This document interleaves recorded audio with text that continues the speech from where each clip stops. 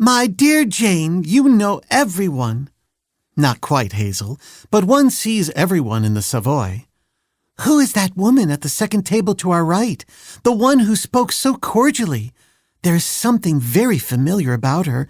I'm sure I've seen her before. You probably have. Don't you remember Kitty Krause? Oh, yes. Now I recall her. But she went with an older crowd. Yes, she's a full generation ahead of us. But Kitty'd like to forget that and have everyone else forget it too. Let's see. She married Peters, the Cotton King, didn't she? Yes, and when he died, he left her so many millions she didn't have enough fingers to count 'em on. So the poor woman will never know how rich she is. Is that her son with her? Son, my dear. That's her new husband. Husband? Why, she's old enough to— Yes, of course. But you see, he's a prince, and Kitty always was, ambitious. Yes, I recall now, something of a climber, but she climbed pretty high, even in aristocratic old Baltimore, with those Peters millions. But she's an awfully good soul, Hazel. I'm really very fond of her. There isn't anything she wouldn't do for a friend, and underneath that one silly complex of hers is a heart of gold. And kind to her mother.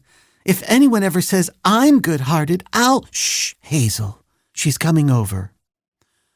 The older woman, followed by her husband, swooped down upon them.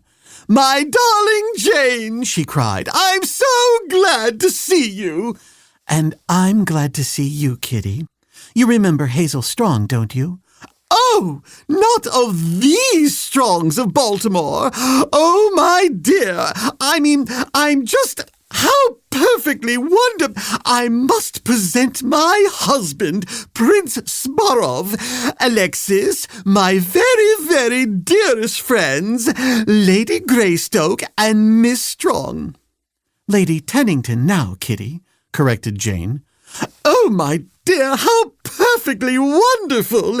Lady Greystoke and Lady Tennington, Alexis dear. Charmed, murmured the young man. His lips smiled, but the murky light in his deep eyes was appraising, questioning, as they brooded upon the lovely face of Jane, Lady Greystoke. Won't you join us? Invited the latter. Please, sit down. You know it's been ages, Kitty, since we had a good visit. Oh, thank you, Alexis dear. Now you sit over there. Why, Kitty, it must be a year since I have heard anything of you, except what I have read in the newspapers, said Jane. At that, you might be very well informed as to our goings and comings, remarked Sborov a little ironically. Yes, indeed. We have a whole book filled with newspaper clippings. Some of them were horrid. But you kept them all, remarked the prince.